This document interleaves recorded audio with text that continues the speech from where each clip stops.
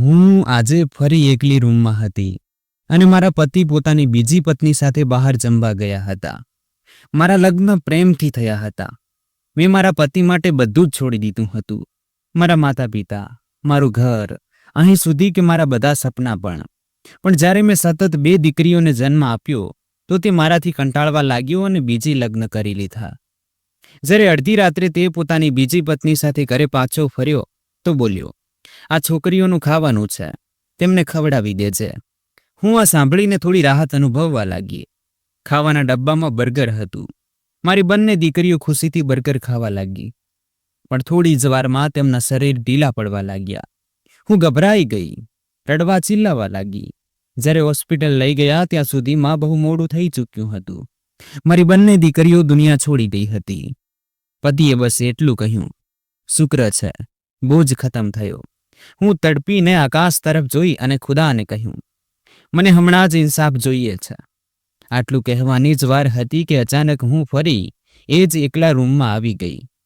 પંખાનો ધીમો અવાજ અને દિવાલ પર લટકતી ઘડિયાળને ટીક ટીક સિવાય કોઈ અવાજ નહોતો. બહાર હળવો વરસાદ પડી રહ્યો હતો અને હું સતત દરવાજા તરફ જોઈ રહી હતી. તે વખતે કૌશિક પોતાની બીજી પત્ની સાથે રેસ્ટોરન્ટમાં જમી રહ્યો હશે.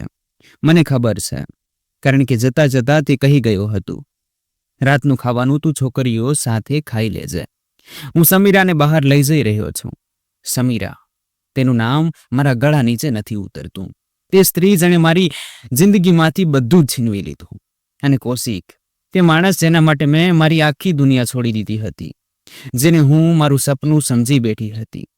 મને લાગ્યું હતું કે પ્રેમ જ પૂરતો છે, પણ નહોતો. જ્યારે મારી પહેલી દીકરી નેત્રાનો જન્મ થયો તો કૌશિક હસ્યો અને બોલ્યો, દીકરી પણ ભગવાનની ભેટ હોય છે. પણ જ્યારે કીર્તિનો જન્મ થયો તો એ જ ભેટ હવે તેને બોજ લાગવા લાગી. ધીમે ધીમે તેની આંખોમાં મારા માટે નફરત ભરાવા લાગી. તેના શબ્દો ઝેર જેવા થઈ ગયા હતા. તે કહેતો, 2 છોકરીઓ પેદા કરી દીધી, હવે બીજું શું બાકી છે? તેણે મારાથી નજર મિલાવવાનું છોડી દીધું. ઘણી રાતો મિત્રોનું બહાનું બનાવીને બહાર વિતાવવા લાગ્યો. પછી એક દિવસ સ્પષ્ટ કહી દીધું, હું બીજા લગ્ન કરી રહ્યો છું. મને દીકરો જોઈએ છે. હું જાણે જમીનમાં ગળી ગઈ. કંઈ કહી જ ન શકી. દિલ તો કરતું હતું ચીસો પાડીને કહું, તે મારા પ્રેમનો આ બદલો આપ્યો. પણ મારી જીભ જાણે બંધ થઈ ગઈ હતી.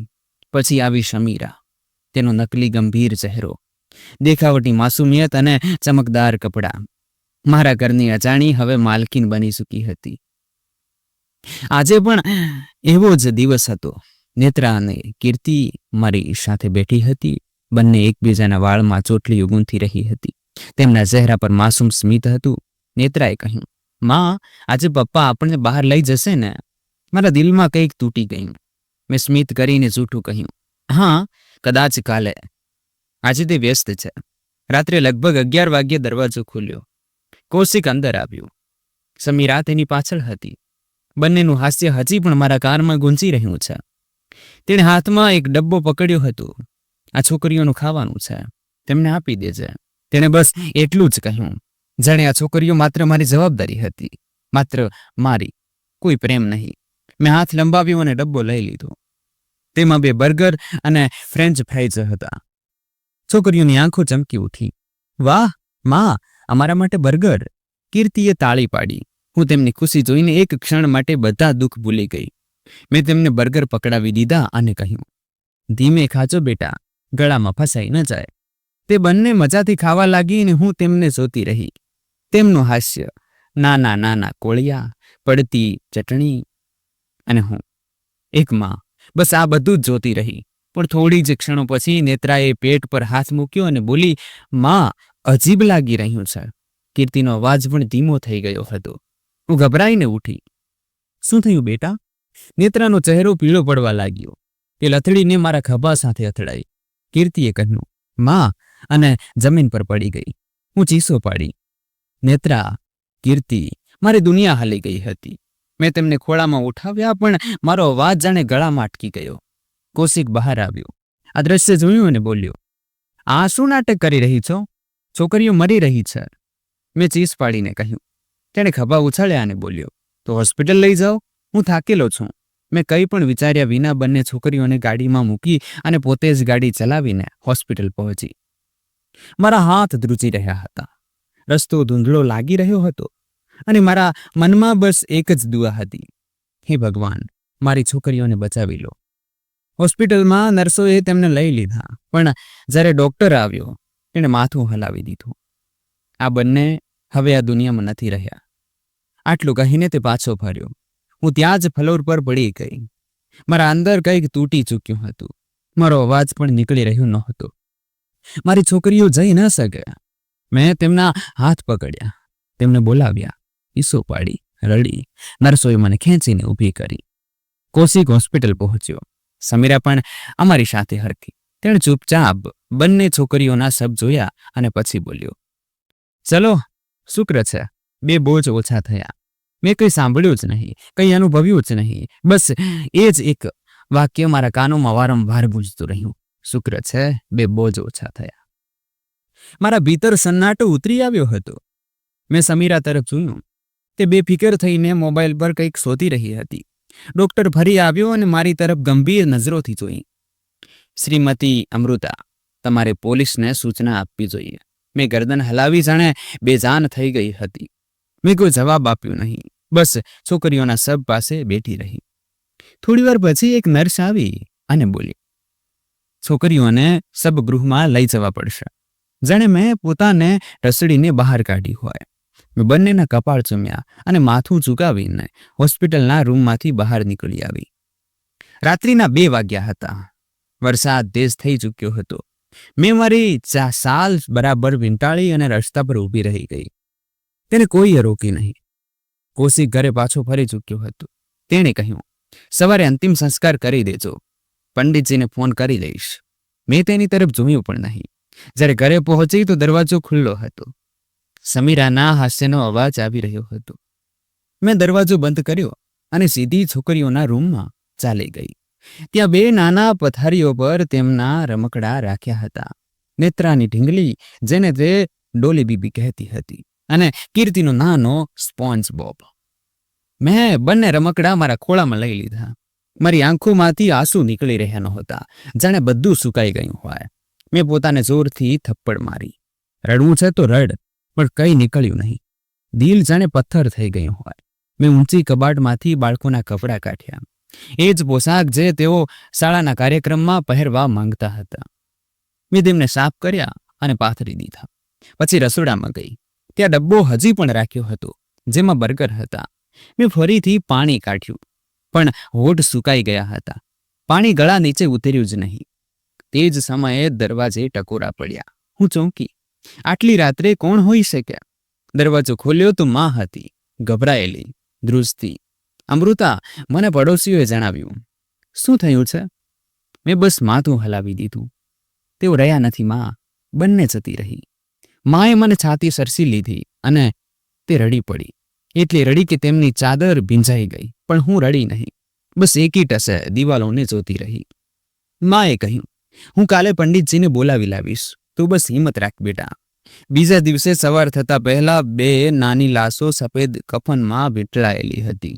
અંતિમ સંસ્કાર પછી હું જમીન પર બેસી ગઈ. માએ બાજુ પકડીને ઊભી કરી. ચાલ બેટા, થાકી જઈશ. ઘરે પાછા ફરતી વખતે કબીરભાઈ દરવાજે ઊભા મળ્યા. તેઓ અમારા જૂના પડોશી હતા. સ્વચ્છ અને અવારનવાર નમસ્તે થતી હતી. દીદી, જે કંઈ થયું તે સાંભળ્યું. બહુ દુઃખ થયું. જો તમને કોઈ પણ મદદની જરૂર હોય તો જણાવજો. મેં પહેલી વાર કોઈની આંખોમાં સચ્ચાઈ જોઈ. મેં તેમને કહ્યું, જો હું કહું કે આ બધું અકસ્માત નહોતો, બલકે ઈરાદાપૂર્વક કરવામાં આવ્યું છે, તો શું તમે મારો વિશ્વાસ કરશો? તેમનો ચહેરો ગંભીર થઈ ગયો. શું તમારી પાસે કોઈ પુરાવો છે? મેં માથું હલાવીને કહ્યું, હા, પણ હમણાં નહીં. શું તમે મારો સાથ આપશો? તેમણે કહ્યું, જો તું સત્ય સાથે હોય તો હું તારી સાથે છું. પણ આ આસાન નહીં હોય. મેં તેમની વાત વચ્ચેથી કાપીને કહ્યું, અત્યાર સુધી કંઈ પણ આસાન રહ્યું નથી, પણ સત્ય જાણવું જરૂરી છે. તે જ સાંજે મેં તે ડબ્બો ફરીથી જોયો. તેના પર લખ્યું હતું, ટેસ્ટી ટેટ્સ. આ કોઈ નવી ખાવાની બ્રાન્ડ કે દુકાન હતી. મેં કબીરભાઈને જણાવ્યું, હું તે જગ્યાએ જવા માંગુ છું જ્યાંથી આ ખાવાનું આવ્યું હતું. તેમણે કહ્યું, કાલે જઈએ છીએ, હું તને ત્યાં લઈ જઈશ. રાત્રે પહેલી વાર મેં માથું ઝુકાવીને ઈશ્વરને પ્રાર્થના કરી. મારી આંખો ભીંજાઈ ગઈ. હે ભગવાન, જો આ બધું અન્યાય છે તો મને હિંમત આપજે, રસ્તો બતાવજે અને મારો સહારો બનજે. મારી તે પ્રાર્થના જાણે મારા ભીતર એક બદલાવ લઈ આવી. મારા દિલમાં એક ઠહેરાવ શા ઉતરી આવ્યું. હવે ભલે જે થાય, હું સચ્ચાઈ સુધી પહોંચીને જ રહીશ. અંતિમ વિધિ પછી ઘરનો દરેક ખૂણો મને અજાણ્યો લાગવા માંડ્યો હતો. દિવાલ પર એ જ ઘડિયાળ, એ જ ગાલીચો, એ જ પડદા હતા. પણ બધામાં કંઈક એવી ખાલીપો હતી જે પહેલા ક્યારેય અનુભવાઈ નહોતી. માં 2 દિવસ મારી સાથે રહી, પછી સંબંધીઓની નારાજગીને કારણે પાછી જતી રહી. જતી વખતે તેમણે કહ્યું, દીકરી, હવે બસ તારું મન મજબૂત રાખજે, ભગવાન બધું જુએ છે. મેં બસ ચૂપચાપ માથું હલાવી દીધું. પણ મારા દિલમાં સવાલો હજી પણ ધુમાડાની જેમ ઉઠી રહ્યા હતા. બપોરે કાકા આવ્યા, કૌશિકના મામા. તેઓ બહુ ગુસ્સામાં હતા. જો મૃદા, અમને ખબર પડી છે કે તું કોઈ કબીર સાથે વાત કરી રહી છે. સંભાળીને રહેજે. આ ખાનદાનની ઇજ્જતનો સવાલ છે. જે થવાનું હતું તે થઈ ગયું. હવે બસ ચૂપ રહે. મેં તેમની તરફ જોયું અને કહ્યું, જો આ જ વાત તમારી પોતાની દીકરી સાથે થઈ હોત તો શું ત્યારે પણ આ જ કહેતા? તે એક પળ માટે ચૂપ થઈ ગયા. પછી બોલ્યા, મારી દીકરીઓ કિસ્મતવાળી છે અને તું પણ હતી જો ચૂપ રહેતી. તેમનું તે વાક્ય મારા દિલ પર કોઈ ચાબુકની જેમ લાગ્યું. પણ મેં કંઈ કહ્યું નહીં. હું બસ તેમના જતા રહેવાની રાહ જોતી રહી. તે દિવસ પછી કૌશિકે મારાથી કોઈ વાત ન કરી. તે કાં તો રૂમમાં બંધ રહેતો અથવા બહાર જતો પોતાની બીજી પત્ની સાથે.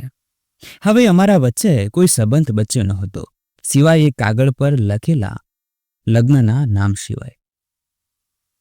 બીજી સવારે હું કબીરભાઈને મળવા નીકળી. મેં વચન આપ્યું હતું કે હવે દરેક પગલું પુરાવા સાથે ઉઠાવીશ. ભાઈએ પૂછ્યું, ખાવાનો તે ડબ્બો હજી પણ તારી પાસે છે? મેં કહ્યું, હા, મેં હજી સુધી તેને સાફ કર્યો નથી. તો પછી આપણે તેને પણ મોકલવો પડશે. હું એક પત્રકાર છું. મારા જાણકાર લોકો દ્વારા તેની તપાસ કરાવી શકાય છે. પણ આપણે બહુ સાવચેત રહેવું પડશે. કૌશિકને કંઈ ખબર પડવી ન જોઈએ. અમે નક્કી કર્યું કે બીજી સવારે હું તે ડબ્બો તેમને સોંપી દઈશ. ઘરે પાસે ફરી તો દરવાજે સમીરા ઊભી હતી. તેણે અજીબ લહેજામાં પૂછ્યું, ક્યાં ગઈ હતી આપ? મેં કહ્યું, બજાર ગઈ હતી, મા માટે દવાઓ લેવા. તેણે કટાક્ષ કર્યો, સારું, હવે માની તબિયત પણ ખરાબ થઈ ગઈ છે. મેં તેનો જવાબ આપ્યો નહીં અને સીધી રૂમમાં જઈને દરવાજો બંધ કરી લીધો. પછી સંદૂક ખોલ્યો અને બાળકોની તસવીરો કાઢી. હું તેમના ચહેરાને એકી ટસે જોતી રહી, જાણે તેઓ કહી રહ્યા હોય. તે રાત્રે જ્યારે બધા સૂઈ ગયા તો હું રસોડામાં ગઈ. ડબ્બો કાઢ્યો, તેને અખબારમાં લપેટ્યો અને બેગમાં રાખી દીધો. મને ખબર હતી કે આ માત્ર પહેલું પગલું છે અને આગળનો રસ્તો બહુ કઠિન થવાનો છે. બીજી સવારે કબીરભાઈએ તે ડબ્બો લઈ લીધો. તેમણે કહ્યું, 1 અઠવાડિયાની અંદર રિપોર્ટ આવી જશે. ત્યારે જોઈશું કે સત્ય ક્યાં છુપાયેલું છે. મેં ઈશ્વરનો આભાર માન્યો કે મને એક એવો સાથી મળ્યો જે સત્ય સાથે ઊભો છે. તે જ સાંજે એક અજીબ વાત થઈ. મોહલ્લાની શકુંતલા આંટી, જેમની મોટી દીકરી ઉર્વી મારી દીકરીઓની સહપાઠી હતી, મળવા આવી. તેમણે કહ્યું, અમૃતા, હું ઘણા દિવસોથી તારી સાથે વાત કરવા માંગતી હતી પણ હિંમત ભેગી કરી શકતી નહોતી. તારી દીકરીઓના છેલ્લા દિવસે કેટલાક છોકરીએ જણાવ્યું હતું કે કોઈએ તેમને ચોકલેટ આપી હતી જ્યારે તેઓ શાળાએથી પાછી ફરી રહી હતી.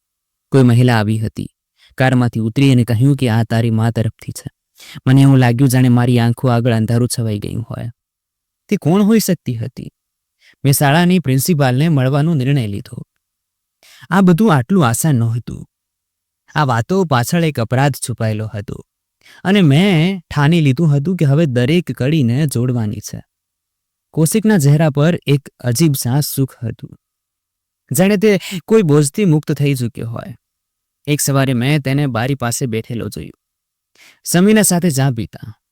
તે બંનેના ચહેરા પર એક ખામોશ ખુશી હતી, જેનું કોઈ સ્પષ્ટ કારણ મારા માટે સમજની બહાર હતું. હું અંદર ચાલી ગઈ, પણ દિવસભર એક સવાલ મારા ભીતર ઉથલપાથલ મચાવતો રહ્યો. શું આ સુખ ખરેખર સ્વાભાવિક છે કે કોઈ વાત છુપાવવામાં આવી રહી છે? તે જ દિવસે મેં નક્કી કર્યું કે મારે મસ્જિદ જઈને કંઈક શોધખોળ કરવીની છે. ખાવાનો તે ડબ્બો જે પહેલા મેં કબીર ભૈયાને આપ્યો હતો તેની એક નકલ મેં સાચવીને રાખી હતી. મેં રસોડાની છેલ્લી દરાજ ખોલી જ્યાં એક બીજો ડબ્બો પડ્યો હતો. તેમાં બચેલો સોસ, એક ટીસ્યુ અને બર્ગરનો એક ટુકડો પણ રાખ્યો હતો. તેમાં હવે દુર્ગંધ આવવા લાગી હતી, પણ મારા માટે આ એક યાદ નહીં બલકે એક પુરાવો હતો. મેં કબીરભાઈને ફોન કર્યો. મારી પાસે બીજી એક વસ્તુ છે જેને લેબમાં તપાસ માટે મોકલી શકાય છે. કદાચ આનાથી પહેલા કરતાં પણ વધુ સ્પષ્ટ પરિણામો મળ્યા. તેમણે કહ્યું, આ વખતે આપણે તેને એક ભરોસાપાત્ર ખાનગી ફોરેન્સિક લેબમાં મોકલીશું જેથી રિપોર્ટ પર કોઈ શંકા ન થાય. અમે સાથે મળીને તે નમૂનો એક ખાનગી પ્રયોગશાળામાં મોકલી આપ્યો અને હું આતુરતાથી રાહ જોવા લાગી. 3 દિવસ પછી રિપોર્ટ આવ્યો. ખાવાના બચેલા ભાગોમાં પોટેશિયમ સાયનાઇડના અંશ મળી આવ્યા. ઘાતક માત્રાની પુષ્ટિ થઈ છે. આ શરૂઆત મારા વિશ્વાસને મજબૂત કરવા માટે પૂરતી હતી. દીકરીઓનું મૃત્યુ કોઈ અકસ્માત નહોતો. આ એક વિચારપૂર્વકનું કાવતરું હતું. તે રાત્રે કૌશિક ઘરે ન આવ્યું. મેં સમીરાને કંઈ કહ્યું નહીં અને તેના રૂમમાં ચાલી ગઈ. મેં કબાટ અને ડ્રોઅર્સ ખંખોળ્યા, પણ કંઈ ખાસ મળ્યું નહીં. કબાટમાં તેના કેટલાક દસ્તાવેજો અને ફાઇલો હતી. એક ફાઇલમાં કેટલીક સંપત્તિના કાગળો મળ્યા જે તેણે તાજેતરમાં સમીરાના નામે કર્યા હતા. મેં તેમની તસવીરો ખેંચી લીધી અને બધું યથાવત પાછું મૂકી દીધું. પછી મેં એક ડાયરી જોઈ. ઝડપથી પાના ફેરવ્યા. મોટા ભાગે નકામી નોંધો હતી, પણ એક પાના પર લખ્યું હતું, નવી શરૂઆતનો સમય. આ વખતે બધું અલગ હશે. હું તે વાક્ય પર અટકી ગઈ. આ કોઈ સામાન્ય નોંધ નહોતી. મેં તેનો પણ ફોટો લીધો અને બધું ત્યાં જ મૂકી દીધું. બીજા દિવસે કબીરભાઈએ જણાવ્યું કે ગાડીનો રેકોર્ડ મળી ચૂક્યો છે. એજ નંબર GQ9317, જે સમીરાના ભાઈના નામે રજીસ્ટર હતો. તે ગાડી 4 મહિના પહેલા ખરીદવામાં આવી હતી. હવે સમીરા અને કૌશિક બંને શંકાના દાયરામાં હતા. તેમણે કહ્યું, આપણી પાસે પુરાવા છે, પણ તેમને યોગ્ય રીતે સામે લાવવા પડશે. મેં જવાબ આપ્યો. તે જ સાંજે એક બીજી મહત્વની ઘટના બની. રાત્રે હું સૂતી હતી કે સંયોગવશ મેં સમીરાનો અવાજ સાંભળ્યો. તે કોઈની સાથે ફોન પર વાત કરી રહી હતી. મને બસ એટલું યાદ છે કે તે કહી રહી હતી, પરેશાન ન થાઓ, તેની પાસે હજી કંઈ નક્કર નથી, બસ અંદાજ છે. કૌશિકને સમજાવવું પડશે કે આ સ્ત્રી કેટલી જિદ્દી છે. મેં ઝડપથી મોબાઈલનો રેકોર્ડર ચાલુ કર્યો અને ચૂપચાપ દરવાજા પાસે મૂકી દીધો. પણ ત્યાં સુધીમાં કોલ સમાપ્ત થઈ ચૂક્યો હતો. બીજા દિવસે કબીરભાઈએ સલાહ આપી કે આપણે એક ખાનગી વકીલને મળવું જોઈએ જે આપણને જણાવી શકે કે આ પુરાવાનું કાયદેસર રીતે શું કરી શકાય છે. અમે વકીલ પાસે ગયા અને તેને બધી જાણકારી આપી. તેણે કહ્યું, આ પુરાવા ખૂબ નક્કર છે, પણ અદાલત સુધી પહોંચતા પહેલા તમારે પોલીસમાં ફરિયાદ નોંધાવવી પડશે અને નક્કી કરવું પડશે કે તમે પોતાને ખતરામાં મૂકવા તૈયાર છો કે નહીં. મેં પૂછ્યું, શું આ પુરાવા કૌશિકને ધરપકડ કરાવવા માટે પૂરતા છે? તેણે જવાબ આપ્યો, એક રીતે હા, પણ તમારે સાક્ષી તરીકે નિવેદન આપવું પડશે. ગાડી, સમીરાની ઓળખ, સીસીટીવી ફૂટેજ, આ બધા આ કેસનો પાયો બની શકે છે. અમે વકીલની મદદથી પ્રારંભિક કાનૂની અરજી તૈયાર કરાવી લીધી. તે જ રાત્રે મેં વિચાર્યું, શું મારે હવે સીધા સમીરા અને કૌશિકની સામે સચ્ચાઈ મૂકવી જોઈએ કે વધુ પુરાવા એકઠા કરવા જોઈએ? મેં સમીરાના વર્તન પર નજર રાખવાનું શરૂ કર્યું. તે દર બપોરે એક નિશ્ચિત સમયે મોબાઈલથી વિડીયો કોલ કરતી હતી અને રૂમ બંધ રાખતી હતી. એક દિવસ મોકો જોઈને મેં તેનો મોબાઈલ ચૂપકેથી ઉઠાવી લીધો.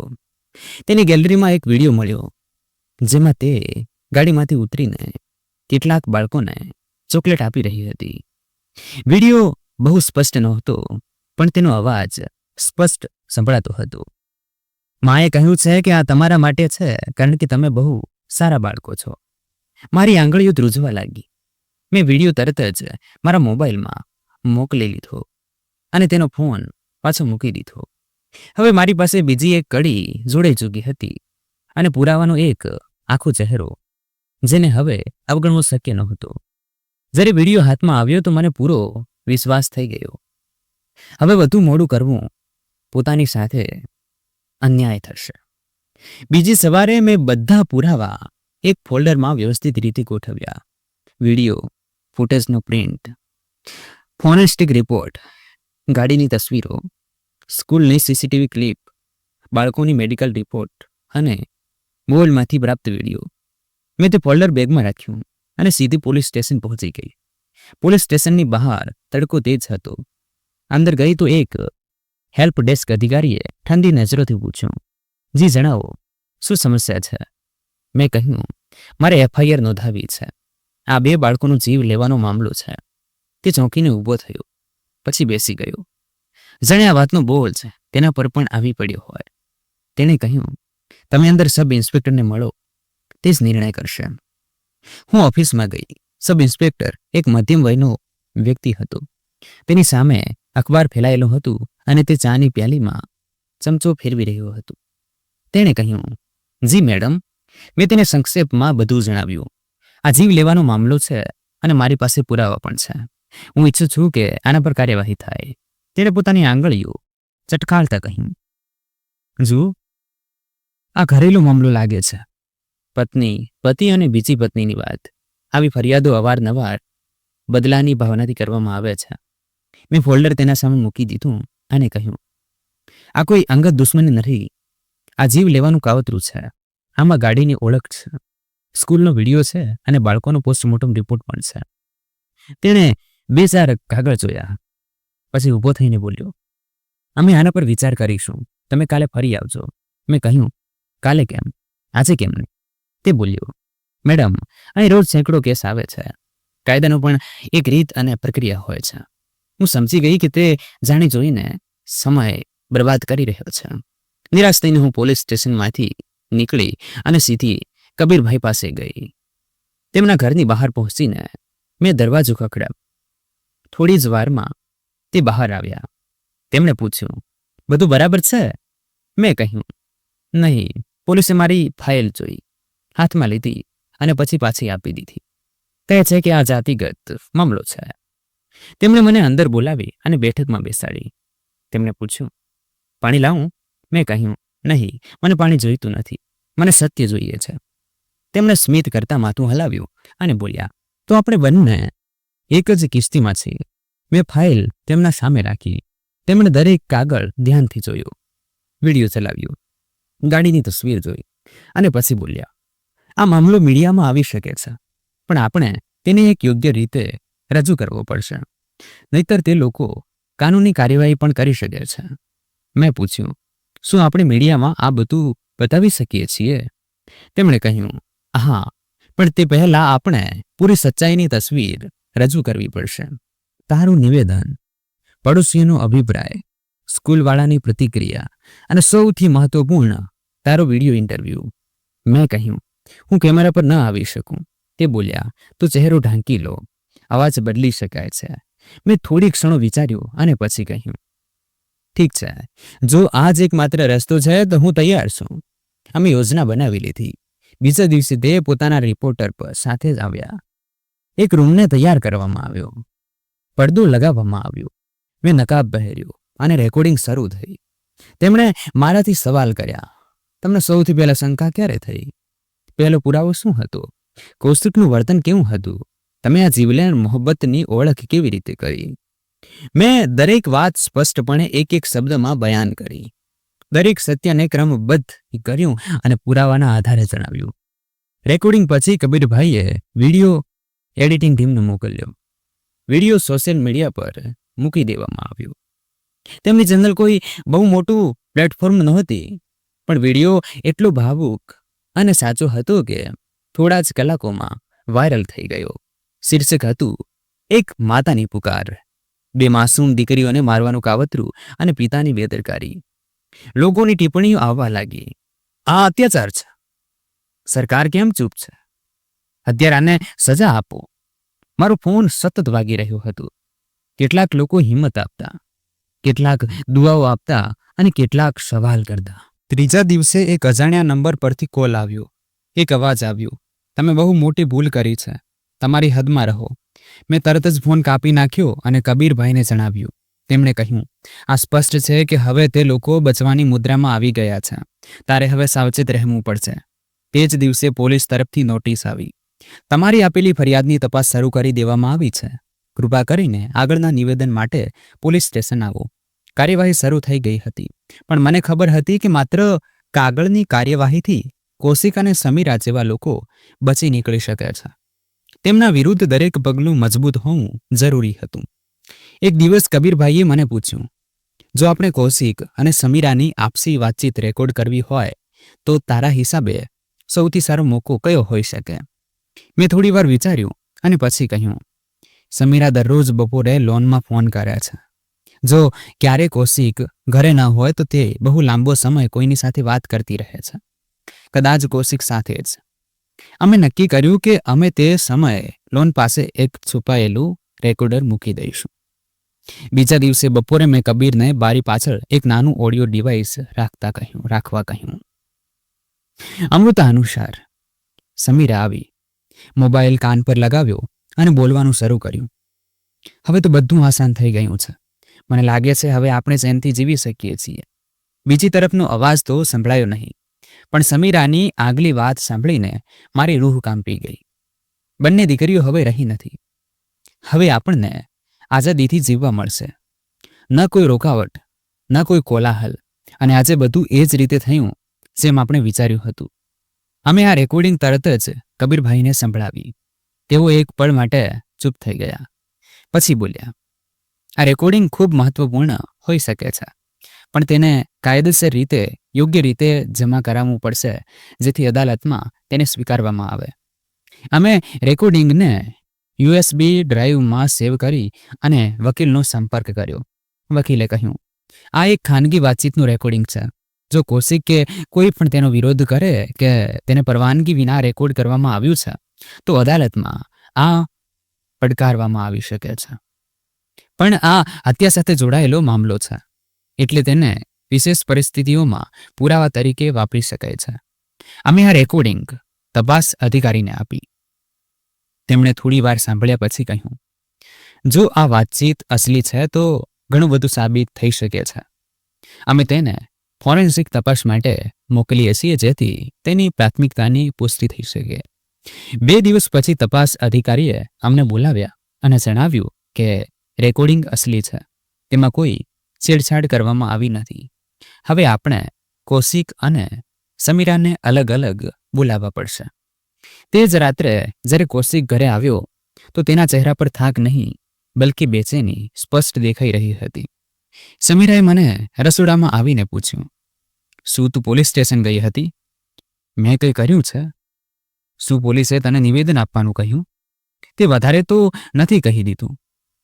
મેં કહ્યું, જેટલું પૂછવામાં આવ્યું તેટલું જણાવ્યું.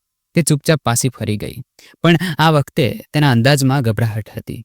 બીજા દિવસે કબીરભાઈ આવ્યા અને મને એક વાયરલેસ કોલ રેકોર્ડર આપ્યું. બોલ્યા, જો ક્યારેય કૌશિક તારી સાથે કોઈ જરૂરી વાત કરે તો આ રેકોર્ડર ચાલુ કરી દે છે. આપણને નક્કર પુરાવા જોઈશે. બપોરે સમીરા ક્યાંક બહાર ગઈ હતી. કૌશિક રસોડામાં આવ્યો. હું વાસણ ધોઈ રહી હતી. તે બોલ્યો, આ બધું નાટક ક્યાં સુધી ચાલશે અમૃતા? શું તને લાગે છે કે પોલીસ તને ઇન્સાફ અપાવશે? મેં ધીમેથી જવાબ આપ્યો, હું તો ફક્ત સચ્ચાઈની પાછળ છું. શું તારી પાસે સાચું છે? તેની આંખોમાં ગુસ્સો છલકાઈ રહ્યો હતો. બોલ્યો, શું આ સાચું છે કે તારા લાવેલા ખાવામાં ઝેર હતું? કે તારી બીવી સ્કૂલ જઈને મારા બાળકોને કંઈક ખવડાવીને આવી હતી? કે તમે લોકો મારી દીકરીઓને બોજ સમજતા હતા? તેનો ચહેરો સખત થઈ ગયો. મેં શાંત થઈને કહ્યું, પુરાવા ખૂબ જલ્દી સામે આવી જશે, ત્યારે તારે જવાબ આપવો પડશે. તે થોડી ક્ષણો ઊભો રહ્યો અને પછી કંઈ પણ કહ્યા વિના જતો રહ્યો. મેં ચૂપચાપ રેકોર્ડર બંધ કર્યું અને કબીરભાઈને આપી દીધું. તે જ દિવસે પોલીસે સમીરાને પોલીસ સ્ટેશન બોલાવી. તે ગભરાયેલી અંદર ગઈ, પણ તપાસ ટીમે અત્યંત શાંત અંદાજામાં સવાલ પૂછવાનું શરૂ કર્યું. તમે તે દિવસે બાળકોને સ્કૂલેથી લેવા કેમ ગયા હતા? સમીરા બોલી, હું ગઈ નહોતી. પોલીસે કહ્યું, અમારી પાસે CCTV ફૂટેજ છે અને એક બાળકીએ તમારો અવાજ ઓળખી લીધો છે. આ ઉપરાંત એક રેકોર્ડિંગ પણ છે, જેમાં તમે કૌશિકને કહી રહ્યા છો કે બંને દીકરીઓ હવે રહી નથી. સમીરાનો ચહેરો પીળો પડી ગયો. તેણે નજર નીચી કરી. બોલી, મને કંઈ યાદ નથી. પોલીસ અધિકારીએ કહ્યું, તમારું નિવેદન રેકોર્ડ કરવામાં આવી રહ્યું છે. જૂઠું બોલવા પર તમારા પર કલમ 182 હેઠળ કાર્યવાહી થઈ શકે છે. તે જ દરમિયાન કૌશિકને પણ પોલીસ સ્ટેશન બોલાવવામાં આવ્યું. બંનેને અલગ અલગ રાખવામાં આવ્યા જેથી તેમના નિવેદનોમાં અંતર સ્પષ્ટ થઈ શકે. પછીથી મેં કૌશિકને કોલ કર્યો. પોલીસ પાસે બધું જ છે. હું હવે કંઈ છુપાવી શકતી નથી. તે ચીસો પાડ્યો. શું તું પાગલ થઈ ગઈ છે? બધું સંભાળી શકાય છે જો તું ચૂપ રહે. આ કોલ પણ પોલીસે રેકોર્ડ કર્યો અને અમને સંભળાવવામાં આવ્યો. વકીલે કહ્યું, હવે કેસ મજબૂત થઈ ચૂક્યો છે, પણ અદાલતમાં ફેસલો ત્યારે જ થશે જ્યારે તું જુબાની આપવા તૈયાર હોઈશ. બીજી સવારે અમે એક સ્ટુડિયો પહોંચ્યા. કેમેરા તૈયાર હતો, રોશની સેટ કરવામાં આવી અને મેં નકાબ પહેરી લીધો. કબીરભાઈએ ઈશારો કર્યો, હવે બસ બોલવાનું શરૂ કર. સચ્ચાઈ ખુદ અવાજ બની જશે. હું કેમેરા સામે બેઠી અને મારી પુરાની કહાની બયાન કરી. એક એક પળ, એક એક કસક, મારા લગ્ન, કૌશિકનું બદલાઈ જવું, સમીરાનું આગમન, દીકરીઓની માસુમિયત, તે દિવસ, તે ખાવાનું અને તે બેબસી. પછી પુરાવાનો ઉલ્લેખ કર્યો, રિપોર્ટ્સ, વિડીયો, રેકોર્ડિંગ. મેં કહ્યું, આ બધું માત્ર મારી સાથે નથી થયું. આ દરેક તે માતા સાથે થઈ શકે છે જેને નબળી સમજવામાં આવે છે. હું શાંત રહી શકતી હતી, પણ હવે નહીં. રેકોર્ડિંગ પૂરી થઈ તો થોડા સમય સુધી રૂમમાં શાંતિ હતી. રિપોર્ટરે કહ્યું, આ વિડીયો માત્ર સમાચાર નથી, આ એક ચીજ છે જે દિલને ચીરી નાખે છે. તે જ રાતે વિડીયો વાયરલ થઈ ગઈ. સોશિયલ મીડિયા પર વાવાઝોડું આવી ગયું. લોકો કમેન્ટ કરવા લાગ્યા. લોકોની ટિપ્પણીઓ આવવા લાગી. આ માને ન્યાય આપો, હત્યારાઓને પકડો, હવે વધુ સહન નથી કરીએ. સાંજે જ્યારે કૌશિક ઘરે આવ્યું ત્યારે તે ખૂબ જ બેચેન હતો. તેણે ટીવી જોઈ લીધું હતું. તેણે સમીરાને બોલાવી અને બંને રૂમમાં ચાલ્યા ગયા. હું દરવાજા પાસે બેસી ગઈ અને સાંભળવા લાગી. કૌશિક ચીસો પાડી રહ્યો હતો. મેં તને કહ્યું હતું કે સાવધાની રાખજે. તે એ બધી વાતો ફોન પર કેમ કરી? સમીરા બોલી, હું થાકી ગઈ હતી. તને લાગે છે કે હું પથ્થર છું? મને પણ ડર લાગી રહ્યો હતો, પણ હવે ડરવાથી કંઈ નહીં થાય. હવે આપણને એક વકીલની જરૂર છે, નહીંતર આપણે સીધા જેલમાં મોકલી દેવાઈશું. મેં વિચાર્યું કે હવે સમય આવી ગયો છે કે અદાલતમાં તે સત્ય સામે લાવવામાં આવે જેને અત્યાર સુધી છુપાવવામાં આવ્યું છે. તે સત્ય જેને હવે હજારો આંખોએ જોયું છે અને લાખો હૃદયોએ અનુભવ્યું છે. બીજા દિવસે પોલીસ સ્ટેશનથી નોટિસ આવી. આરોપીઓને આગળની તપાસ માટે મોકલવામાં આવ્યા હતા. ફરિયાદ કરતાને પણ દરેક હાજર રહેવાનો નિર્દેશ આપવામાં આવ્યો. મેં મારું ફોલ્ડર ફરીથી ખોલ્યું, દરેક વાત સ્પષ્ટપણે લખી અને તૈયારીઓ શરૂ કરી. હવે અદાલતમાં વાર્તા કહેવાની નહોતી, હવે ફક્ત સત્ય બોલવાનું હતું. તે સત્ય જે હવે છુપાવી શકાતું નહોતું. વિડીયો વાયરલ થયા પછી બધું ખૂબ ઝડપથી બદલાવા લાગ્યું. કબીરભાઈએ જણાવ્યું કે એક પ્રખ્યાત ટીવી શોના પ્રસ્તુતાએ ખુદ અમારો સંપર્ક કર્યો છે. તે ઈચ્છે છે કે હું શોમાં આવીને મારી આપવીતી સંભળાવું. હું ચૂપ રહી, થોડીવાર વિચારતી રહી. તેમણે કહ્યું, આ એક તક છે આખા દેશને જણાવવાની કે તારી દીકરીઓ સાથે શું થયું. તું ઈચ્છે તો ચહેરો ઢાંકી શકે છે, નામ પણ બદલી શકાય છે. મેં ધીમેથી માથું હલાવ્યું અને કહ્યું, ઠીક છે, હું સત્ય છુપાવવા નથી માંગતી, બસ ચહેરો છુપાવવો જરૂરી છે. બીજા દિવસે અમે સ્ટુડિયો પહોંચ્યા. ત્યાંનું વાતાવરણ બિલકુલ અલગ હતું. કેમેરા, લાઇટો, પ્રોડ્યુસરના અવાજો, શોની મેજબાનની નોંધો, બધું એક સચવાયેલા તંત્રની જેમ ચાલી રહ્યું હતું. શોની શરૂઆત થઈ. પ્રસ્તુતાએ થોડી ઔપચારિક પંક્તિઓ કહી અને પછી મારો પરિચય આપ્યો. આજે અમારી સાથે એક માતા હાજર છે જે પોતાની 2 માસૂમ દીકરીઓ સાથે થયેલા અપરાધની કહાણી સંભળાવવામાં આવી છે. આ ફક્ત તેમનો મામલો નથી, આ દરેક તે મહિલાનો અવાજ છે જે ન્યાયની શોધમાં છે. કેમેરા મારી તરફ ફર્યો. રોશની થોડી ધીમી થઈ અને મેં બોલવાનું શરૂ કર્યું. મારું નામ અમૃતા છે. મેં પ્રેમમાં કવિતા લખી હતી. મારી જિંદગીનું સપનું તે વ્યક્તિ હતો જેને મેં મારું બધું જ માન્યું. પણ સમયની સાથે તે સપનું એક ઝેરીલો ઘા બની ગયો, જેણે ધીમે ધીમે મારા બાળકોના શ્વાસ પણ છીનવી લીધા. મેં દિલથી વાતો કહી અને દરેક પળ જાણે એક ધબકારા બનીને કેમેરા પાસે પહોંચી રહ્યો હતો. શોમાં તે વિડીયો પણ બતાવવામાં આવ્યો. જેમાં સમીરા સ્કૂલની બહાર ગાડીમાંથી ઉતરીને છોકરીઓને કંઈક આપતી જોવા મળી રહી હતી. પછી તે ઓડિયો પણ સંભળાવવામાં આવ્યો, જેમાં તે કૌશિક સાથે વાત કરી રહી હતી. પ્રસ્તુતાએ મને પૂછ્યું, તમે હવે શું ઈચ્છો છો? મેં જવાબ આપ્યો, હું ફક્ત ન્યાય ઈચ્છું છું. મારા બાળકોને પાછા લાવી શકાતા નથી, પણ ઓછામાં ઓછું તેમના હત્યારાઓને સજા મળવી જોઈએ, જેથી કોઈ બીજી માને આવો દિવસ ન જોવો પડે. સોની પ્રસ્તુતાએ કહ્યું, આ કહાણી આપણી આંખો ખોલવા માટે પૂરતી છે. હવે આ આપણા ઉપર છે કે આપણે ફક્ત દુઃખ વ્યક્ત કરીએ કે આ માનો સાથ આપીએ. શો પ્રસારિત થતાં જ થોડા જ કલાકોમાં સોશિયલ મીડિયા પર તોફાન મચી ગયું. #અમૃતા કો ન્યાય ટ્રેન્ડ કરવા લાગ્યો. લોકો પોતાની વિડીયોમાં રડતા, ગુસ્સામાં બોલતા સવાલ કરી રહ્યા હતા. ઘણી પ્રખ્યાત હસ્તીઓએ પણ શોની ક્લિપ શેર કરી અને ન્યાયની માંગ કરી. મારા ફોન પર સતત કોલ અને સંદેશા આવવા લાગ્યા. કેટલાક લોકો સાંત્વના આપતા, કેટલાક પોતાની દુઆઓ મોકલતા અને કેટલાક પોતાના બાળકો સાથે મારી કહાણી જોડતા. કબીરભાઈએ જણાવ્યું, આ સોશિયલ મીડિયાનું દબાણ હવે પોલીસ અને અદાલત બંને પર પડશે. હવે કોઈ ચૂપ રહી શકતું નથી. તે જ સાંજે ડીએસપીનો ફોન આવ્યો. દીકરી, કાલે પોલીસ સ્ટેશન આવજો. અમારે તમારું નિવેદન ફરીથી રેકોર્ડ કરવું છે.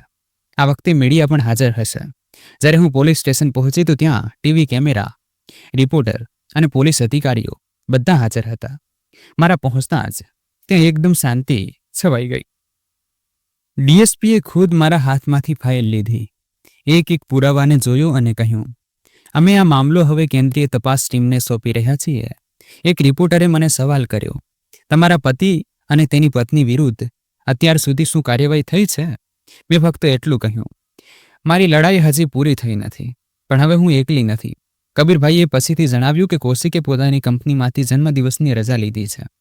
તે ઘરેથી બહાર નીકળવાથી ડરી રહ્યા હતા. તેમના વકીલે પોલીસને નિવેદન આપ્યું છે કે આ બધું એક ષડયંત્ર છે અને અમારો ક્લાયન્ટ નિર્દોષ છે. મેં જ્યારે આ નિવેદન સાંભળ્યું તો બસ એટલું કહ્યું, જ્યારે પુરાવા ચીસો પાડવા લાગે છે ત્યારે જૂઠું માથું ચૂકાવી દે છે. તે રાત્રે મેં વર્ષો પછી ચેનથી ઊંઘ લીધી. 2 દિવસ પછી જ્યારે હું અદાલત પહોંચી તો મીડિયાની ગાડીઓ પહેલાથી બહાર ઊભી હતી. રિપોર્ટર કેમેરા સાથે ગેટ પર ઊભા હતા. વકીલે મને એક અલગ રૂમમાં બોલાવી. તે મારા પુરાવાની ફાઇલ જોઈને બોલ્યા, તે આ આખું કામ ખૂબ જ નક્કર રીતે કર્યું છે. અમૃતા, દરેક અદાલતને સત્ય સાંભળવું પડે છે. મેં માથું હલાવ્યું. દિલ હવે સ્થિર થઈ ચૂક્યું હતું, પણ હજી પણ સંકોચ કરવાની આદત ગઈ નહોતી. સુનાવણી શરૂ થઈ. કૌશિક અને તેનો વકીલ અદાલતમાં હાજર થયા. જજે કેસનો બ્યારો વાંચ્યો. પછી મારું નિવેદન અને પુરાવાની તપાસના આદેશ આપ્યા. વકીલે એક એક કરીને રિપોર્ટ, વિડીયો અને ઓડિયો અદાલતમાં જમા કર્યા. ફાઇલના દરેક પાના પર જાણે પથ્થર પર લીટીઓ ખેંચાઈ રહી હતી. મેં અદાલતનો રૂમ ધ્યાનથી જોયો. કૌશિકના ચહેરા પર એક પળ માટે પણ શાંતિ નહોતી. જજે કૌશિકને પૂછ્યું, તમારા પર 2 બાળકોનો જીવ લેવાના કાવતરા, ઝેરી પદાર્થ આપવા અને શારીરિક અત્યાચાર સાથે કાવતરું કરવાના આરોપ છે. તમે શું કહેશો? કૌશિકે પોતાના વકીલ તરફ જોયું અને પછી બોલ્યો, આ બધું ખોટા આરોપ છે. મેં કંઈ કર્યું નથી. આ સ્ત્રી મને ફસાવવા માંગે છે. જજે તરત પૂછ્યું, તો શું તમે આ સ્વીકારો છો કે તમે ખાવાનું લાવ્યા હતા જેના વિશે ઝેરી પદાર્થનો રિપોર્ટ હાજર છે? કૌશિક ચૂપ રહ્યો. પોલીસે અદાલતને જણાવ્યું કે અમને આરોપીના ઘરેથી એક ઓડિયો રેકોર્ડિંગ મળ્યું છે, જેમાં સમીરા અને કૌશિક બંને ઝેરીલું ખાવાનું આપવાની વાતચીત કરી રહ્યા છે. સમીરાએ સ્પષ્ટ શબ્દોમાં કહ્યું હતું, તે બંને દીકરીઓ હવે નહીં રહે અને આપણે આઝાદીથી જીવીશું. જજે ઓડિયો સંભળાવવાનો આદેશ આપ્યો. અદાલતની અંદર સન્નાટો છવાઈ ગયો. તે શબ્દો સ્પીકરમાં ગૂંજવા લાગ્યા. કૌશિકની ગરદન ઝૂકેલી રહી. સમીરા અદાલતમાં હાજર નહોતી. તે જ સમયે પોલીસ અધિકારીએ અદાલતને જણાવ્યું, સમીરા આજની સુનાવણીમાં હાજર થઈ નથી અને સવારથી તેનો મોબાઈલ બંધ છે. અમને શંકા છે કે તે ફરાર થઈ ચૂકી છે. જજે માથું ઝુકાવ્યું, કલમ ઉઠાવી અને કહ્યું, સમીરાને ભગોડી જાહેર કરવામાં આવે છે. તેની વિરુદ્ધ ધરપકડ વોરંટ જાહેર કરવામાં આવે. મને એવું લાગ્યું જાણે અદાલતની દિવાલોમાંથી મારી દીકરીઓના અવાજો ગુંજી રહ્યા હોય. જ્યારે અમે બહાર નીકળ્યા, પોલીસે તરત કૌશિકને હાથકડીઓ પહેરાવી દીધી. મેં દૂરથી જોયું. તે કંઈક કહી રહ્યો હતો, પણ હવે તેનો અવાજ કોઈ સાંભળી રહ્યું નહોતું. કેમેરા તેના ચહેરા પર હતા અને લોકો તેના પાત્રને જોઈ રહ્યા હતા. કબીરભાઈ મારી સાથે હતા. તેમણે કહ્યું, આ પહેલું પગલું છે. હજી સમીરાની ધરપકડ બાકી છે અને તારી જુબાની પૂરી થવાની છે. મેં જવાબ આપ્યો, હું પૂરી જુબાની આપીશ જ્યાં સુધી દરેક પાત્ર સામે ન આવી જાય. 2 દિવસ પછી કબીરભાઈએ મને બોલાવી. તેમણે કહ્યું, મારી પાસે એક નવો પુરાવો છે. સમીરાના મોબાઈલમાંથી ડિલીટ કરવામાં આવેલા વિડીયોનો બેકઅપ મળી ગયો છે. તેમાંથી એક વિડીયોમાં તે કૌશિક સાથે ષડયંત્રની વાત કરી રહી હતી. મેં વિડીયો જોઈ. સમીરા કહી રહી હતી, જો આ બંને દીકરીઓ જતી રહેશે તો આપણને દીકરો મેળવવામાં સરળતા રહેશે. કૌશિક, તું બસ ખાવાનું લઈ લેજે, બાકી હું સંભાળી લઈશ. આ રેકોર્ડિંગ હવે અડગ પુરાવો બની ચૂક્યું હતું. અમે તરત જ તેને પોલીસને સોંપ્યું અને અદાલતને જાણ કરી. તે જ રાત્રે પોલીસે દરોડો પાડ્યો. સમીરાનો ભાઈ મુંબઈના એક ફ્લેટમાં છુપાયેલો મળ્યો. તેણે જણાવ્યું કે સમીરા 2 દિવસ પહેલા ત્યાં આવી હતી અને પછી એક ટેક્સીમાં બેસીને ક્યાંક ચાલી ગઈ, કદાચ દિલ્હી કે કોલકાતા. પોલીસે દેશભરમાં ધરપકડ વોરંટ જાહેર કરી દીધા. સમીરાની તસવીરો સોશિયલ મીડિયા અને ન્યૂઝ ચેનલો પર બતાવવામાં આવી, જાહેર કરવામાં આવી. બાળકોની હત્યામાં સામેલ આરોપી સમીરા ફરાર છે. માહિતી આપનારને ઇનામ આપવામાં આવશે. જ્યારે હું ઘરે પાછી ફરી ત્યારે બધું બદલાઈ ચૂક્યું હતું. 1 અઠવાડિયા પહેલા હું એક માં હતી જે ફક્ત સવાલ કરી રહી હતી અને આજે હું એક સાક્ષી હતી જે નક્કર પુરાવા રજૂ કરી રહી હતી. હવે મારા મોહલ્લાની સ્ત્રીઓ મારાથી નજર નહોતી ચુરાવી રહી.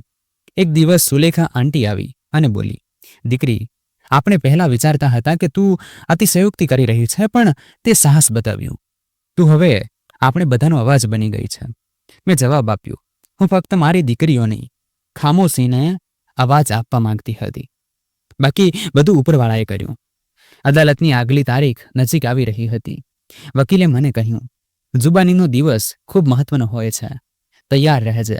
દરેક સવાલનો જવાબ તારે સંયમથી આપવો પડશે. મેં ફાઇલ ફરીથી ખોલી, દરેક કાગળ ચેક કર્યો. બાળકોની તસવીરો, ઝેરી પદાર્થનો રિપોર્ટ્સ, ઓડિયો ક્લિપ્સ, સ્કૂલની સીસીટીવી, કૌશિક અને સમીરાની વાતચીત અને તે વાયરલ વિડીયો જેમાં જનતાએ મારો સાથ આપ્યો હતો.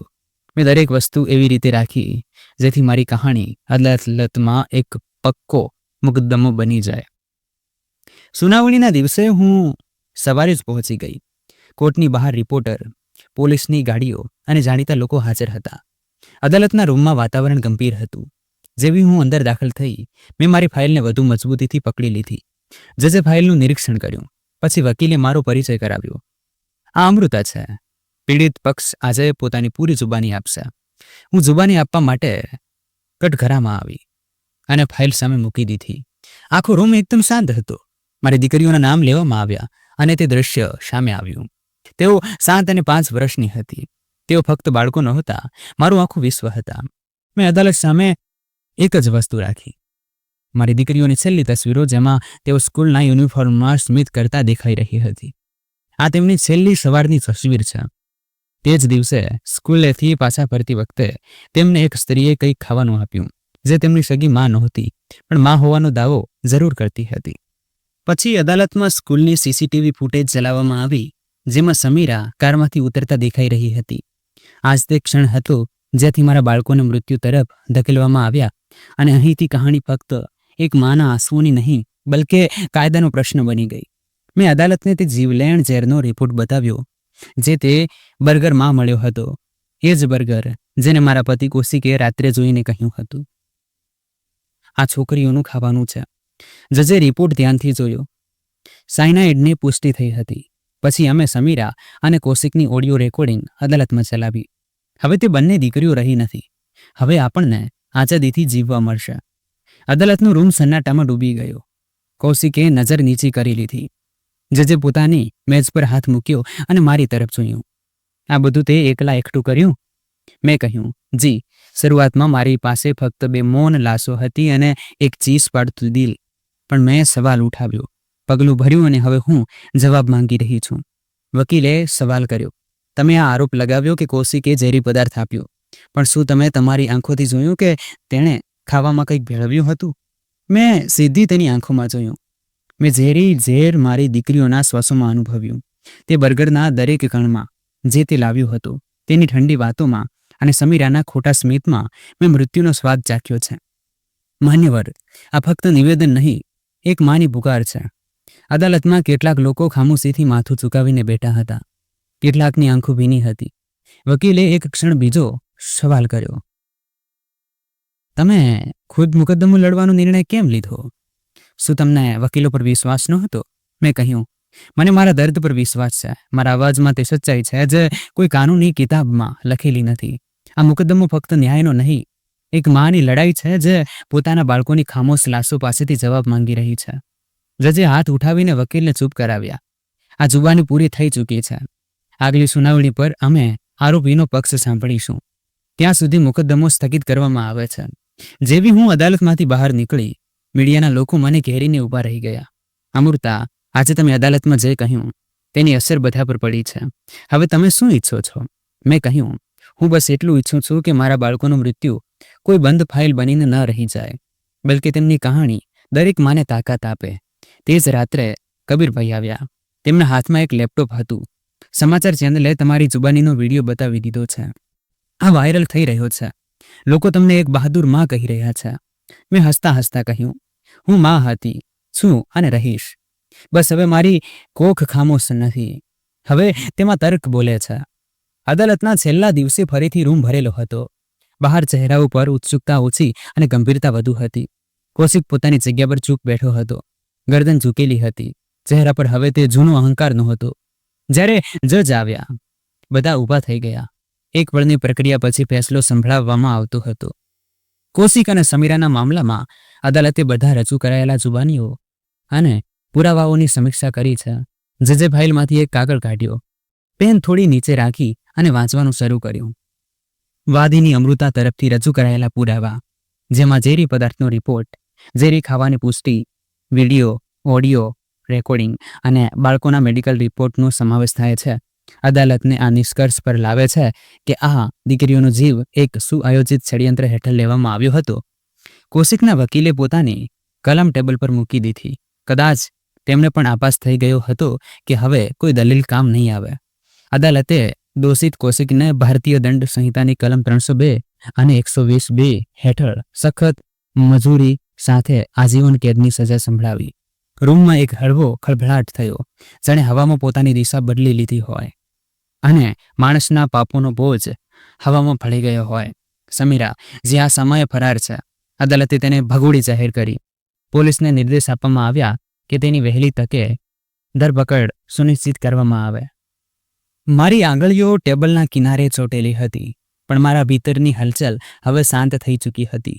જજે મારી તરફ જોયું અને કહ્યું, તમારી અડગ નિયત, તેનું સાહસ અને સાચા પ્રેમે આ મુકદ્દમાનો પાયો નાખ્યો. અદાલત તેમના સત્ય, ચારિત્ર્ય અને ધૈર્યને સ્વીકારે છે. ફેસલા પછી હું શાંત મને મારી સીટ પરથી ઊભી થઈ, ફાઇલ બંધ કરીને ધીમા પગલે અદાલતના રૂમમાંથી બહાર નીકળી ગઈ. કબીરભાઈ અદાલતની બહાર મુખ્ય દરવાજા પાસે ઊભા હતા. તેમની સાથે કેટલાક પત્રકારો અને કેમેરા હાજર હતા. એક પત્રકારે નજીક આવીને પૂછ્યું, અમૃતાજી, તમને આ ફેસલો સાંભળીને કેવું લાગ્યું? મેં સંક્ષેપમાં કહ્યું, આ ફેસલો મારા બાળકો માટે છે અને દરેક તે મા માટે છે જે સત્યના માર્ગે એકલી ઊભી રહે છે. પોલીસે કૌશિકને હાથકડી પહેરાવીને લઈ જતી હતી. તેની નજરો જમીન પર હતી. હવે તે કોઈની સાથે નજર મિલાવી રહ્યો નહોતો. હું બહાર નીકળી તો અદાલતની સીડીઓ સૂર્યપ્રકાશમાં નહાતી હતી. મેં મારો ઘૂંઘટ હટાવ્યો. પહેલી વાર હું પડદા વિના કેમેરા સામે આવી. કબીરભાઈએ માથું હલાવ્યું. તે સત્યની જીત કરાવી છે. મેં સ્મિત કરીને કહ્યું, અમૃતા નહીં, મેં ફક્ત એ જ કર્યું જે એક માં કરે છે. આ જીત સત્યની હતી. હું તો બસ એક માધ્યમ બની. તે જ સાંજે પોલીસે જાહેરાત કરી કે સમીરાની ધરપકડ માટે સિંધ, પંજાબની સરહદો પર એલર્ટ જાહેર કરી દેવામાં આવ્યું છે. તેનું નામ બધા હવાઈ અડ્ડાઓની એક્ઝિટ કંટ્રોલ સૂચિમાં મૂકી દેવામાં આવ્યું છે. રાત્રે મેં મારી દીકરીઓના રૂમની સફાઈ કરી. તેમની ઢીંગલીઓ, પુસ્તકો અને તે હિંચકો જે હજી પણ એ જ રીતે રાખ્યો હતો, બધું સાફ કર્યું. દરેક વસ્તુને એવી રીતે જોઈ જાણે પહેલી વાર જોઈ રહી છું. બેડ નીચે એક પેન્સિલ બોક્સ પડ્યું હતું, કીર્તિનું. મેં તેને ખોલ્યું. અંદર એક નાની નોંધ હતી, માં, જ્યારે હું મોટી થઈશ ત્યારે તમને રોજ ચા બનાવીને આપીશ. પછી આપણે પાર્કે જઈશું. હું હસી. મારી આંખો ભીની ના થઈ, પણ દિલ હળવું થઈ ગયું હતું. મેં તે નોંધને ફ્રેમમાં લગાવી અને બાળકોના કબાટ પર મૂકી દીધી. વર્ષો પછી પહેલી વાર એવું અનુભવાયું કે કદાચ હવે તેમના માટે ન્યાય પૂરો થઈ ગયો છે. સમીરા હજી પણ પોલીસની પકડથી બહાર હતી. અલગ અલગ શહેરોમાંથી તેના વિશે સમાચાર મળતા હતા, પણ કોઈ નક્કર માહિતી મળી નહોતી. કેસ હજી પણ બંધ થયો નહોતો, પણ મારી જિંદગી હવે એક નવો વળાંક લઈ ચૂકી હતી. હવે હું રોજ કોર્ટના ધક્કા નહોતી ખાતી. હવે મારો રસ્તો તે સ્ત્રીઓ વચ્ચેથી પસાર થતો હતો જેમને પોતાનો અવાજ પણ પોતાનો નહોતો લાગતો. એનજીઓના કાર્યાલયમાં મારી જવાબદારીઓ વધી ચૂકી હતી. પીડિત મહિલાઓને સલાહ આપવી, તેમના કેસો માટે વકીલ ઉપલબ્ધ કરાવવા અને તેમના માનસિક પુનર્વસનમાં મદદ કરવી. આજ હવે મારી દિનચર્યા બની ગઈ હતી. આ ફક્ત એક કામ નહોતું, બલ્કિ મારી જિંદગીનો એક ઉદ્દેશ્ય બની ગયો હતો. એક રસ્તો જે દીકરીઓને ખામોશ દિવાલોમાંથી ઉઠાવીને રોશની તરફ લઈ જતો હતો. એક દિવસ બપોરના સમયે એક છોકરી કાર્યાલય આવી. તેના ચહેરા પર ઘા હતા અને હાથમાં એક જૂનું રમકડું હતું. મેં પૂછ્યું, આ રમકડું કોનું છે? તેણે આજે મને કહ્યું, મારી નાની બહેન હંમેશા મને કહેતી હતી કે આપણે ક્યાંક બીજે જતા રહીએ. મેં તેને ચા આપી અને કહ્યું, તમે બંને ક્યાંક બીજે નહીં, કોઈ બીજી દિશામાં જશો, પ્રકાશ તરફ. અમે તે છોકરીની મોટી બહેન સાથે મુલાકાત કરી, પોલીસમાં રિપોર્ટ નોંધાવી અને બાળકીને સુરક્ષામાં રાખી. કેટલાક દિવસ પછી જ્યારે બંને બહેનો સુરક્ષિત આશ્રયગૃહમાં હતી, તેઓ મને મળવા આવી. નાની બહેને મારા હાથમાં એ જ રમકડું રાખ્યું અને કહ્યું, આને તમે તમારી પાસે રાખી લો. માં કહે છે કે તમે બધાને બચાવી લો છો. મેં તે રમકડું મારી મેજ પર રાખ્યું, જે પહેલા નેત્રા અને કીર્તિની તસવીરો રાખી હતી. હવે તેમની સાથે તે પણ હતી, એક બીજી માસૂમ યાદ. કબીરભાઈએ મને જણાવ્યું કે એક નવી ઝુંબેશ શરૂ કરવામાં આવી રહી છે, જેનું નામ હશે ચૂપ્પી નહીં કાર્યવાહી. તેઓ ઈચ્છતા હતા કે હું આ ઝુંબેશની પ્રતિનિધિ બનું. મેં તેમને પૂછ્યું, શું લોકો હજી પણ મારી વાત સાંભળવા માંગશે? તેમણે જવાબ આપ્યો, તમે હવે એક મિસાલ બની ચૂક્યા છો, અને મિસાલ ફક્ત સંભળાવવામાં આવતી નથી, બતાવવામાં આવે છે. અમે પહેલો કાર્યક્રમ છોકરીઓની એક શાળામાં આયોજિત કર્યો. જ્યારે હું મંચ પર ગઈ ત્યારે બધી વિદ્યાર્થીનીઓ ચૂપ થઈ ગઈ. મેં બોલવાનું શરૂ કર્યું. એક સમય હતો જ્યારે હું ફક્ત એક માં હતી અને મારી આખી દુનિયા મારા બાળકો સુધી સીમિત હતી. પછી તેઓ મારાથી છીનવાઈ ગયા અને મને લાગ્યું કે બધું સમાપ્ત થઈ ગયું. પણ ત્યાં જ તો એક નવી લડાઈની શરૂઆત હતી. કાર્યક્રમ પછી એક વિદ્યાર્થીની મારી પાસે આવી અને બોલી, આંટી, જો મારી માને પણ ક્યારેય તમારી જેમ હિંમતની જરૂર પડે તો શું હું તેમને મળાવી શકું છું? મેં સ્મિત કરીને કહ્યું, હું તો તમારી માની મિત્ર બનવા માટે જ અહીં છું. કાર્યાલય પાછા ફરતી વખતે મેં નેત્રા અને કીર્તિની તસવીરો એક નવી જગ્યાએ દિવાલ પર રાખી, બધાની નજર સામે. હું ઈચ્છતી હતી કે જે પણ ત્યાં આવે તેમને જુએ, કારણ કે આ કહાણી ફક્ત એક પરિવારની નહીં, બલ્કિ એક વિચારની છે. તે જ સાંજે એક સ્ત્રી કાર્યાલય આવી. તેના હાથમાં એક નાનો સ્કૂલ બેગ હતો. તેણે કહ્યું, મારી બાળકી 6 વર્ષની છે. પતિ કહે છે દીકરીને ભણાવવાનું નકામું છે. શું હું તેને તમારી પાસે લાવી શકું છું? મેં બેગ હાથમાં લીધો, ધ્યાનથી જોયું અને કહ્યું, કાલે તમે તેને મારી સાથે સ્કૂલે લઈને આવજો. હું ખુદ તેનો બેગ તેના ખભા પર મૂકીશ. બીજી સવારે અમે બંને સ્કૂલે ગયા. બાળકીએ સફેદ કમીજ અને વાદળી સલવાર પહેરી હતી. સ્કૂલના દરવાજે મેં તેના ખભા પર બેગ રાખ્યો અને કહ્યું, આ તારો અધિકાર છે. તે પળ મારા માટે એક પ્રતીક હતો, જાણે મારી દીકરીઓ જે શિક્ષણથી વંચિત રહી ગઈ હતી આજે કોઈ બીજી દીકરીના હાથમાં કલમ બનીને પાછી આવી હોય. મેં જિંદગીથી બદલો નહોતો લીધો, મેં તેને રસ્તો આપ્યો. હવે જ્યારે પણ કોઈ માં ચૂપ બેઠી હોય, હું તેની સાથે છું, કારણ કે હું જાણું છું કે ચૂપ્પી પણ બોલે છે, બસ સાંભળનાર હોવો જોઈએ. તો મિત્રો, આ હતી આજની વાર્તા. આ કહાણી વિશે તમારો શું અભિપ્રાય હતો તે કોમેન્ટ બોક્સમાં જરૂર જણાવજો. જો તમને કહાણી પસંદ આવી હોય તો વિડીયોને લાઈક કરજો અને ચેનલને સબસ્ક્રાઈબ કરજો અને બેલ આઇકન પર ક્લિક કરીને તેને ઓલ પર સેટ કરજો, જેથી તમને નવા વિડીયોની સૂચના તરત જ મળી જશે. ધન્યવાદ. અને એકવાર ફરીથી મિત્રો, દર વખતની જેમ આજે પણ વિડીયોને લાઇક કરવા બદલ, ચેનલને સબસ્ક્રાઇબ કરી જ નવા મિત્રોએ એમનો દિલથી આભાર વ્યક્ત કરું છું. મારી સાથે જોડાયેલા રહેવા બદલ તમારો દિલથી આભાર.